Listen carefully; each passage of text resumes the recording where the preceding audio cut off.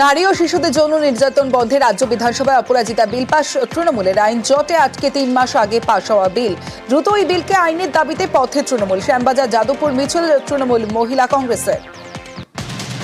কেন্দ্রীয় সরকার কেন দেরি করছে? কারণ বিলটাকে তো আপনাকে আইন করতে হবে, তবে আইনের মাধ্যমে মহিলাদের উপরে, শিশুদের উপরে যখন অপরাধ হয়, ধর্ষণ হয়, খুন হয়, কিংবা যেভাবে আরজি করের জুনিয়র চিকিৎসকের উপর অপরাধটা হলো, তাহলে তার তো চরম শাস্তি দরকার, মৃত্যুদণ্ড। অপরাজিতা বিলে রয়েছে, আপনি বিলটাকে আইন করতে দিচ্ছেন না। কেন্দ্রীয় সরকার জবাব চাই, জবাব দাও। সবকিছু যদি রাজনীতিকরণ করেন, মহিলাদের উপরে অপরাধ নিয়েও যদি রাজনীতিকরণ করে, তাহলে এর চেয়ে দুর্ভাগ্যজনক পরিস্থিতি হতে পারে।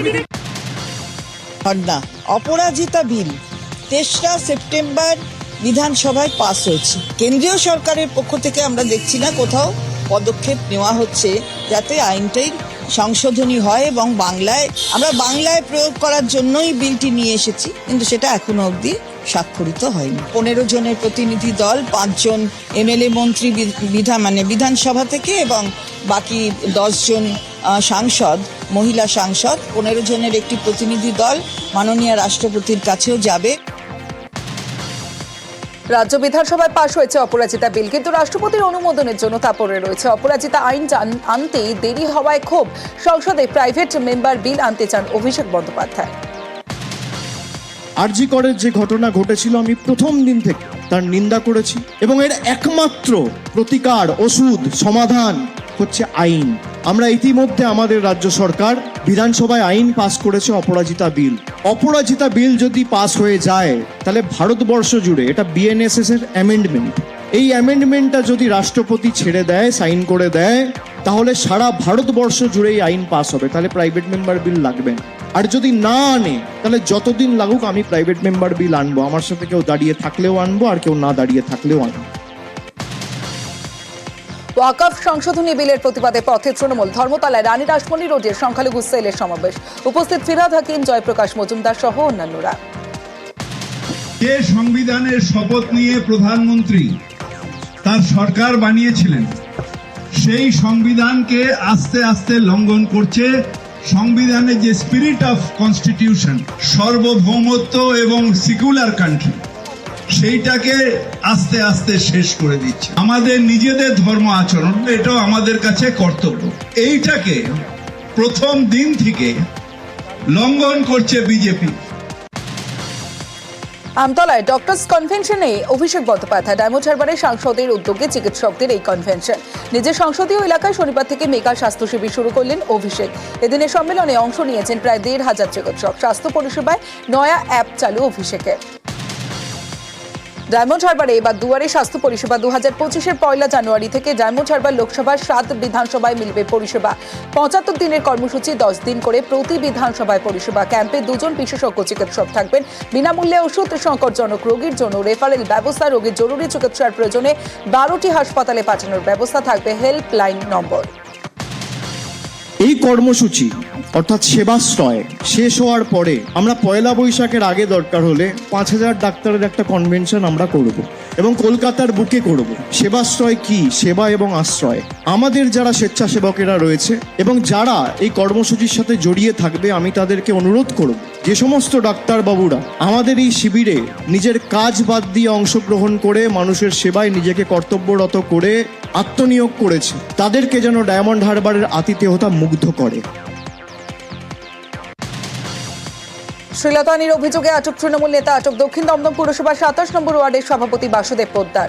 শনিবার দমদম পার্ক অঞ্চলের বাসিন্দা এক মহিলা লেকটাউন থানায় শ্লীলতাহানির অভিযোগ করেন। এরপরই আটক শাসক নেতা, তাঁকে জিজ্ঞাসাবাদ করা হচ্ছে।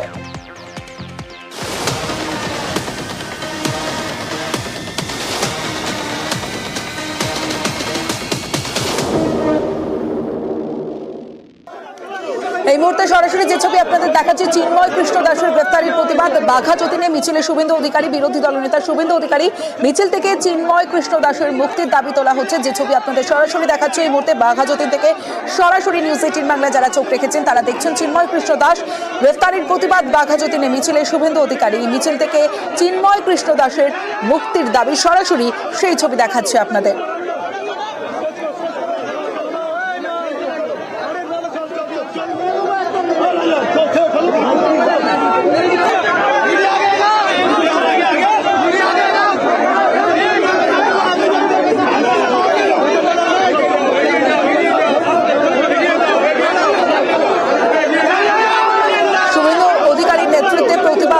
সেই প্রতিবাদ মিছিলের সরাসরি ছবি আপনাদের দেখাচ্ছি। বাংলাদেশের চিন্ময় কৃষ্ণ দাসের গ্রেফতারির প্রতিবাদ বাঘাযতীনে মিছিলে শুভেন্দু অধিকারী। আরো বিস্তারিত বলবে রৌনক রয়েছে আমার সঙ্গে। রৌনক, বাংলাদেশি ইস্কনের সন্ন্যাসী চিন্ময় কৃষ্ণ দাসের গ্রেফতারির প্রতিবাদে আজ বাঘাযতীন মোড় থেকে যাদবপুর এইডি বাস স্ট্যান্ড পর্যন্ত একটি মিছিলের আয়োজন করেছেন যাদবপুর সনাতন পরিষদের তরফ থেকে, এবং সেই মিছিলে হাঁটছেন বিরোধী দলনেতা শুভেন্দু অধিকারী। মূলত এখান থেকে সেই একই দাবি উঠছে, নিঃশর্ত তাকে মুক্তি দিতে হবে এবং বাংলাদেশের সংখ্যালঘুদের ওপরে যাতে অত্যাচার না হয় সেই বিষয়ে কিন্তু বাংলাদেশ সরকারকে দেখতে হবে। এছাড়াও যে অশান্তিমূলক পরিস্থিতি তৈরি হয়েছিল সেই পরিস্থিতি যত দ্রুত সম্ভব ঠিক করতে হবে, এই দাবিগুলো নিয়েই কিন্তু আজ বাঘাযতীন মোড় থেকে যাদবপুর পর্যন্ত যাদবপুর সনাতন হিন্দু পরিষদের তরফ থেকে যে মিছিল আয়োজন করা হয়েছে সেই মিছিলে হাঁটছেন বিরোধী দলনেতা শুভেন্দু অধিকারী। বেশ রৌনক।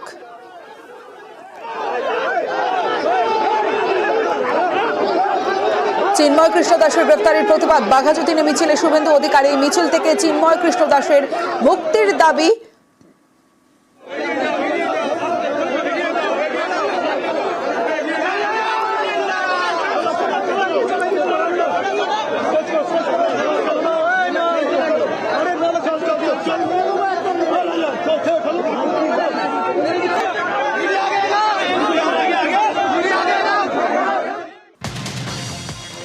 রাজ্যের মধ্যে প্রথম মালদায় চালু হলো ফাইল ট্র্যাকিং সিস্টেম। এবার মাউসের এক ক্লিকেই জানা যাবে ফাইলের গতিবিধি। নানান প্রয়োজনে শিক্ষা দপ্তরের শিক্ষকরা তাদের অনেক জরুরি নথি জমা দেন, কিন্তু অনেক ক্ষেত্রে সেসব আবেদন বা কাজের গতির কথা জানতে বেগ পেতে হয়, ফাইলের হদিশ পেতে হয়রানির শিকার হন শিক্ষকরা।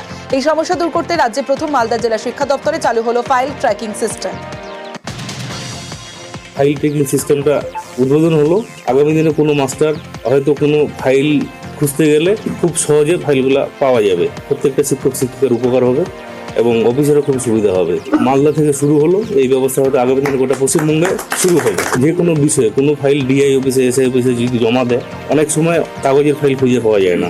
এটা যদি অনলাইন সিস্টেমে মনে করেন যে যদি ডাউনলোড করা থাকে, তাহলে নাম দিয়ে খুঁজে পাওয়াটা খুব সহজ হবে।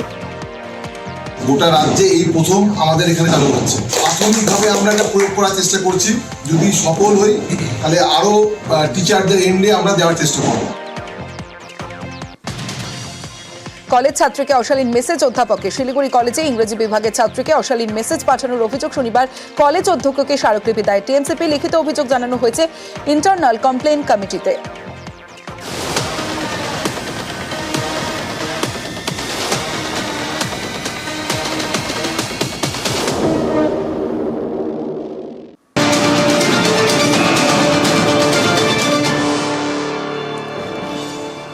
এই মুহূর্তে যে খবরের দিকে নজর রাখবো, সোমে 6 বিধায়কের শপথ। সোমবার দুপুরে নবনির্বাচিত 6 বিধায়ক শপথ নেবেন, কারণ উপনির্বাচনে রাজ্যের যে 6 কেন্দ্রে উপনির্বাচন হয় আর সেই 6 কেন্দ্রে উপনির্বাচনে জয়ী হয় তৃণমূল প্রার্থীরা, আর তাদের এবার বিধানসভায় শপথ বাক্য পাঠ করাবেন রাজ্যপাল সিভি আনন্দ বোস। আরো বিস্তারিত বলবে আবির ঘোষাল রয়েছে আমার সঙ্গে। আবির, দেখো, গতকালকে আমরা বলেছিলাম যে রাজভবনের তরফ থেকে বিধানসভার অধ্যক্ষের সঙ্গে যোগাযোগ করা হয়েছিল এবং সোমবার দিনকে শপথ হতে পারেন সেই বিষয়ে চূড়ান্ত সিদ্ধান্ত গ্রহণ করা হবে। রাজ্য বিধানসভা সচিবালয়ের তরফ থেকে চূড়ান্ত সিদ্ধান্ত গৃহীত হয়েছে। সোমবার দিনকে 12:30টার সময় মাদারিহাট, সিতাই, নৈহাটি, হাড়োয়া, তালডাংরা এবং মেদিনীপুর থেকে জিতে আসা যে 6 নবনির্বাচিত বিধায়ক তাদের শপথ গ্রহণ পর্ব হতে চলেছে। রাজ্য বিধানসভার শীতকালীন অধিবেশন চলছে, শীতকালীন অধিবেশনের মধ্যেই শপথ গ্রহণ পর্ব হবে। রাজ্যপালের তরফ থেকেই এই শপথ বাক্য পাঠ করানো হবে বলে এখনো পর্যন্ত আমরা জানতে পারছি। এর আগে বেশ কতগুলি সময় সাম্প্রতিক অতীতে দেখতে পাওয়া গিয়েছিল যে এই শপথ গ্রহণ পর্বকে ঘিরে বিধানসভা এবং রাজভবনের মধ্যে একটা দূরত্ব তৈরি হয় এবং বিধানসভার বক্তব্যই ছিল যেহেতু অধিবেশন চলছে সেই সময়তে এসে রাজ্যপাল তিনি নিজে শপথ বাক্য পাঠ করাতে পারেন বা কাউকে দায়িত্ব দিন, কিন্তু সেক্ষেত্রে দাঁড়িয়ে রাজভবনের যে ভূমিকা সেই ভূমিকা নিয়ে বিধায়করা এবং বিধানসভার তরফ থেকেও নানা প্রশ্ন তোলা হয়।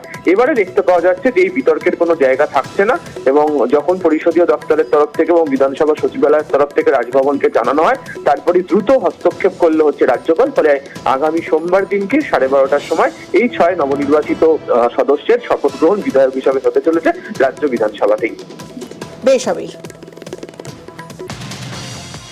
কেশিয়ারির হাতিগেড়িয়া দাতালের মুখে পড়ে যুবকের মৃত্যু হলো পাঁচু মাহাতো নামের এক যুবকের। শুক্রবার থেকে কেশিয়ারির বিভিন্ন এলাকা দাপিয়ে বেড়াচ্ছে 60 থেকে 70টি হাতির দল। শনিবার হাতির দল কেশিয়ারির হাতিগেড়িয়ার জঙ্গলে ছিল। এই জঙ্গলের মধ্যে যাতায়াতের সময় হাতির সামনে পড়ে যায় পাঁচু মাহাতো। আতঙ্কে স্থানীয়রা। ওরস উৎসবের জন্য শহরে যান নিয়ন্ত্রণ। রবিবার সন্ধ্যে 7টা থেকে সোমবার সকাল 6টা পর্যন্ত থাকবে শহরের একাধিক রাস্তায় পণ্যবাহী যান চলাচল। পণ্যবাহী গাড়ির জন্য খিদিরপুর ওয়াটগঞ্জের একাধিক রাস্তা ছাড়াও বন্ধ থাকবে দ্বিতীয় হুগলি সেতুর কলকাতাগামী রাস্তা। বারুইপুরে নেশামুক্তি কেন্দ্রে রোগী মৃত্যু ঘিরে উত্তেজনা, ভাঙচুর। 1.5 বছর ধরে সাউথ কোরিয়ার বাসিন্দা সৌরভ মন্ডলের চিকিৎসা চলছিল এই কেন্দ্রে। শুক্রবার সন্ধ্যে সেই রিহ্যাব সেন্টারে রোগীকে মারধরের অভিযোগ। বারুইপুর মহকুমা হাসপাতালে নিয়ে গেলে মৃত ঘোষণা চিকিৎসকের। এরপরই নেশামুক্তি কেন্দ্রে ব্যাপক ভাঙচুর রোগীর পরিবারের। দূষণে জেরবার জামুরিয়ার ঐতিহ্যবাহী স্কুল কমছে পড়ুয়া। 7 নম্বর ওয়ার্ডে ইকরা বাসন্তী বিজয় হাই স্কুলে একসময় 1000-এর বেশি পড়ুয়া ছিল, বর্তমানে রয়েছে 700 পড়ুয়া। স্পঞ্জ আয়রন কারখানায় ধোঁয়ায় সমস্যা, পড়ুয়াদের অভিযোগ ধোঁয়ায় ঢেকে যায় স্কুল চত্বর। বাধ্য হয়ে বন্ধ ঘরেই চলছে পড়াশোনা। জেলা শিক্ষা দপ্তরে জানিয়েও সমাধান মেলেনি। স্কুলের তরফে অভিযোগ পেলে ব্যবস্থার আশ্বাস মেয়রের। আসানসোলে রানীগঞ্জের স্পঞ্জ আয়রন কারখানা থেকে ছড়াচ্ছে দূষণ। অভিযোগ পেয়ে শনিবার রানীগঞ্জের মঙ্গলপুর শিল্প তালুক পরিদর্শনে আসানসোল দক্ষিণের বিজেপি বিধায়ক অগ্নিমিত্রা পল। কারখানা কর্তৃপক্ষের বিরুদ্ধে ক্ষোভ স্থানীয়দের। অভিযোগ, মঙ্গলপুর শিল্প তালুকের একাধিক স্পঞ্জ আয়রন কারখানা থেকে দূষণ ছড়াচ্ছে, বাড়ছে দুর্ভোগ। এই প্রসঙ্গে কারখানা কর্তৃপক্ষের প্রতিক্রিয়া মেলেনি। আসানসোলে এসিএল এর কয়লা খনিতে উত্তেজনা, স্থানীয়দের কাজে নিয়োগের দাবিতে বিক্ষোভ। একাধিকবার স্থানীয়দের কাজের আবেদন থাকলেও বেসরকারি সংস্থার বিরুদ্ধে বহিরাগত শ্রমিক নিয়োগের অভিযোগ। অবিলম্বে স্থানীয়দের নিয়োগের দাবিতে শনিবার কয়লা খনিতে প্ল্যাকার্ড ও ব্যানার হাতে বিক্ষোভ। পরিস্থিতি নিয়ন্ত্রণে কুলটি থানার নিয়ামতপুর ফাঁড়ি। বিভিন্ন সময় কোম্পানি আমরাকে বলেছে যে আপনাদের লোকাল লোককে আগে কাজ দিব, কিন্তু আজ পর্যন্ত আমাদের একটা লোক নেওয়া হয়নি। এই লাগাতার আন্দোলন চলবে এখানে যতক্ষণ না আমাদের কোম্পানি আমাদের সমস্ত লোককে আগে ওরা নিয়োগ দেয়। আজকেই 6 মাস থেকে আমাদের আন্দোলন চলছে, তো 6 মাস থেকে এরা শুধু আশ্বাস দিচ্ছে যে না কাজে নেওয়া হবে, কাজে নেওয়া হবে, কিন্তু তার মধ্যেও এরা বাইরের থেকে লোকজন এনে কাজ করাচ্ছে। যাদের জমি জায়গা গেছে তাদের চাষবাস হচ্ছে না, তাদের সমস্ত তারা বাড়িতে বসে আছে, বাইরে কাজ করতে যাচ্ছে কেউ কেউ। তার বাইরে এখানের মানুষ বাইরে যাবে আর বাইরের মানুষ এখানে আসবে, এটা কোন ধরনের নিয়ম?